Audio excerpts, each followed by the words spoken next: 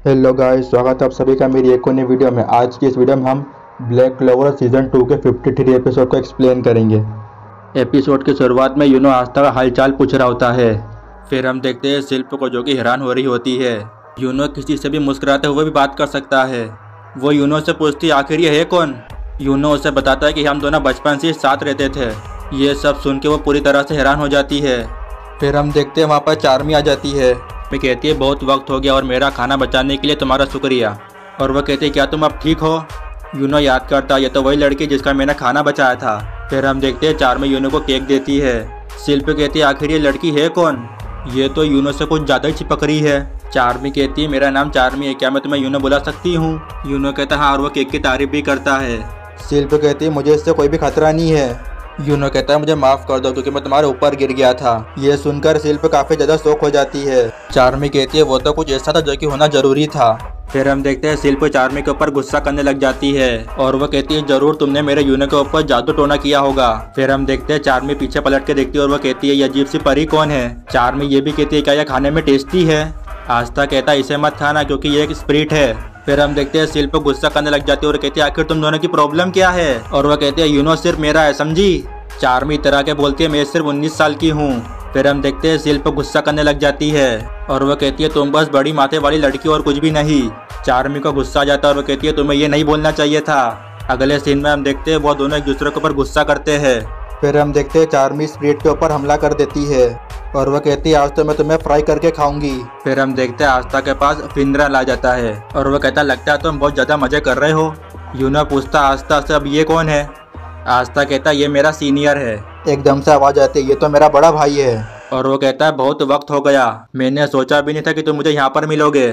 फिंडल कहता है लेंग्रिस। लेंग्रिस कहता है तुम हमारे परिवार के ऊपर एक काला धब्बा हो। फिर हम देखते हैं लेंग्रिस फिंडल की बेइज्जतियां करता है। आस्था पूछता है यकड़ू कौन है। फिंडल कहता है ये मेरा छोटा भाई है। और वो कहता है ये गोल्डन डॉन का वाइस कैप्टन है लेंग्रिस। लेंग्रिस फिर से फिंडल की बेइज्जतियां करता है। आस्था गुस्से में कहता है तुम्हारी हिम्मत कैसे हो सके कहने की। आस्था कहता है हम फिंडल की वजह से अंडर वाटर की फाइट जीत पाए थे।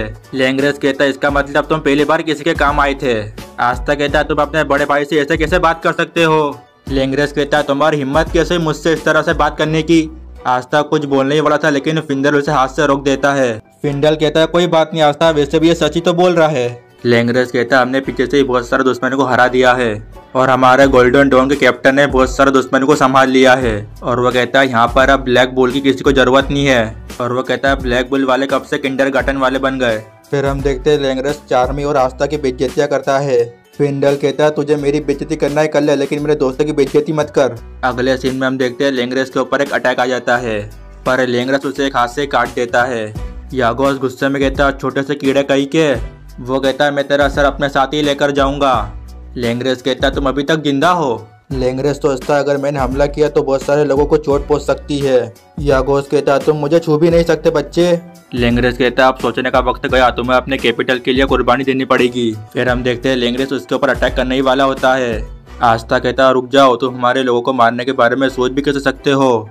आस्था कहता है मैं किसी को भी मरने नहीं दूंगा। आस्था कहता है चार्मी फिंडल और वह कहता है यूनो तुम बस देखते जाओ अब हम क्या करते हैं। यूनो कहता है ठीक है चलो देखते हैं तुम इस हालत में क्या क्या कर सकते हो। फिर हम देखते हैं आस्था पीछे की तरफ भागता है। फिर हम देखते हैं चार्मी अपने कॉटन का इस्तेमाल करती है। फिर हम देखते हैं आस्था चार्मी कॉटन का इस्तेमाल करता ताकि वो दुश्मन तक पहुंच सके। फिर हम देखते हैं आस्था उसके ऊपर हमला कर देता है। फिर हम देखते हैं फिंडल अपने स्पेशल मैजिक का इस्तेमाल करता है। फिर हम देखते हैं आस्था उसके ऊपर से निकलता है। आस्था अपनी स्वॉर्ड निकाल लेता है।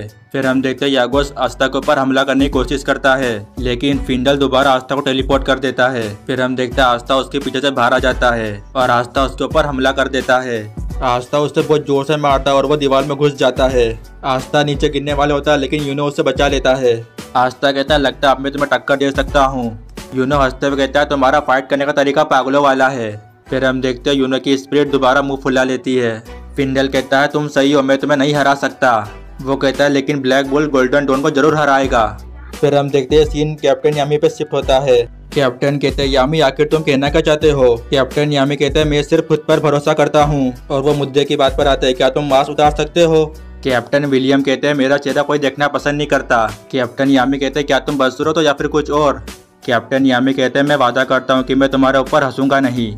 कैप्टन विलियम कहते हैं मुझे पता है कि तुम ये क्यों कर रहे हो। तुम्हें लगता है कि मैं आई ऑफ द मिडनाइट सन का लीडर हूँ। कैप्टन यामी कहते हैं हाँ, सच कहूँ तो तुम्हारा मैजिक और उसका मैजिक दोनों अलग अलग है, पर फिर भी मुझे तुम्हारे ऊपर शक हो रहा है। सच कहूँ तो उसकी बॉडी और उसकी आवाज़ और साथ ही में उसकी की। और वो कहते हैं मुझे सब कुछ सेम ही लग रहा है। कैप्टन यामी कहते हैं हम 10 साल पहले मिले थे, जंग के मैदान में हम दोनों एक ही तरफ थे ना। कैप्टन विलियम कहते हैं ऐसा नहीं था कि हम बेस्ट फ्रेंड थे। कैप्टन यामी कहते हैं अब बहुत हो गया, मुझे तुम्हारा चेहरा देखने दो। फिर हम देखते हैं कैप्टन विलियम अपना मास्क उतार देते हैं। कैप्टन यामी कहते हैं ये तो कुछ ज्यादा ही गहरी चोटें हैं। यामी कहते हैं क्या ये तुम्हें जंग के मैदान में मिली थी। विलियम कहते हैं नहीं, मैं पैदा ही ऐसा हुआ था। घर वाले कहते हैं ये एक शराब है और इसे जादू से भी ठीक नहीं किया जा सकता है। और वो कहते हैं लोग मुझसे बहुत ही ज्यादा डरते भी थे। मैं 8 साल तक अकेला ही रहता था, लेकिन एक रईस इंसान की मौत होने के बाद उन्होंने मुझे अपना लिया। किस्मत से मेरा मैजिक इतना अच्छा था, लोग मेरी तारीफ करते थे, लेकिन फिर भी वो मेरे चेहरे से नफरत ही करते थे। यहाँ तक कि मुझे पालने वाली माँ भी मुझसे बुरा बर्ताव करने लगी थी। यामी कहते हैं तुमने बचपन में बहुत कुछ सहा है। कैप्टन विलियम कहते हैं फिर एक दिन मेरी मुलाकात मास्टर जूलियस से हुई थी। उन्हें मेरे चेहरे से कोई भी प्रॉब्लम नहीं थी। जूलियस पूछते बच्चे ये किस तरीका का मैजिक है। फिर हम देखते हैं जूलियस उनकी तारीफें करते हैं। जूलियस कहते हैं क्या तुम मैजिक नाइट में शामिल होना चाहते हो। कैप्टन विलियम कहते हैं हाँ, क्योंकि मैंने इसके बारे में कभी सोचा ही नहीं था, वो इसीलिए क्योंकि मेरा चेहरा। जूलियस कहते हैं चिंता मत करो और वो उन्हें एक मास्क दे देते हैं। कैप्टन विलियम कहते हैं मैं उस दिन बहुत खुश था और मैं अपनी ग्रीमोर्ड से सिर्फ उनकी सेवा करना चाहता हूँ। कैप्टन यामी कहते हैं यह कहानी थोड़ी जानी पहचानी लग रही है। और वो कहते हैं मुझे उसका चेहरा बिल्कुल लीच की तरह लग रहा है। कैप्टन यामी सोचते हैं मुझे नहीं लगता कि ये मुझे बेवकूफ़ बना रहा है, इसकी की बता रही है कि यह झूठ नहीं बोल रहा है। कैप्टन यामी कहते हैं लगता है मुझसे कोई गलती हो गई और वो उनसे माफ़ी मांगते हैं। विलियम कहते हैं कोई बात नहीं, मैं खुश हूँ कि मैं तुम्हें सच्चाई दिखा पाया। कैप्टन विलियम के टीम मेंबर बोलते हैं कैप्टन विलियम वो भाग रहे हैं। विलियम कहते हैं उनका पीछा करने की कोई भी ज़रूरत नहीं है। और वो कहते हैं हमें भी अब चलना चाहिए। अगले सीन में हम देखते हैं फिनरल कहता है लगता है अब लड़ाई ख़त्म हो चुकी है। और वो कहता है हमें अब वापस चलना चाहिए। चार्मी कहती है यूनो से क्या मुझे तुम्हारा एड्रेस मिल सकता है। फिर हम देखते हैं शिल्प दोबारा मुंह फुला लेती है। फिर हम देखते हैं चार्मी उसके ऊपर हमला कर देती है और कहती है अब मैं तुम्हें फ्राई करके खा जाऊंगी। फिनरल चार्मी को पकड़कर पोर्टल में ले जाता है। चार्मी कहती है मुझे यूनो से और भी बातचीत करनी थी। चार्मी गुस्से में सारे केक खा जाती है। फिनरल कहता है मैंने उससे गुस्से में चैलेंज कर तो दिया है, लेकिन अब मुझे डर लग रहा है क्योंकि हमारे पहले से स्टार माइनस में है। फिर हम देखते हैं चार्मी उसे खाने के लिए देती है।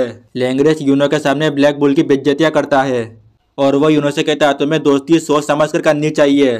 यूनो कहता है नहीं, कभी नहीं, मैंने ऐसा बिल्कुल भी नहीं सोचा था। यूनो कहता है मुझे आस्था पर भरोसा है और वो मेरा राइवल है। लैंग्रेज बोलता है क्या कहा तुमने, राइवल किस चीज़ में। यूनो कहता है क्योंकि हम दोनों को ही विज़र्ड किंग बनना है। फिर हम देखते हैं लैंग्रेज यूनो और आस्था की बेइज्जतियां करता है। लैंग्रेज कहता है वैसे भी मुझे तुम दोनों से कोई भी उम्मीदें नहीं है। शिल्प कहती है तेरी प्रॉब्लम क्या है, मैं तुझे यूनो का मजाक उड़ाने नहीं दूंगी। लेकिन यूनो उससे शांत होने के लिए कहता है। अगले सीन में मार्स कहता है डायमंड किंगडम के सारे लोग भाग गए हैं और वो कहता है हमने बहुत सारे लोगों को पकड़ भी लिया है। जूलियस कहते हैं ये तो अच्छी बात है और सारी बिल्डिंग को वापस ठीक करवाओ। जूलियस सोचते हैं मुझे पता है डायमंड किंगडम वालों ने अपना पूरा जोर नहीं लगाया था, आखिर वो करना क्या चाहते और उन्होंने कैपिटल पे हमला क्यों किया।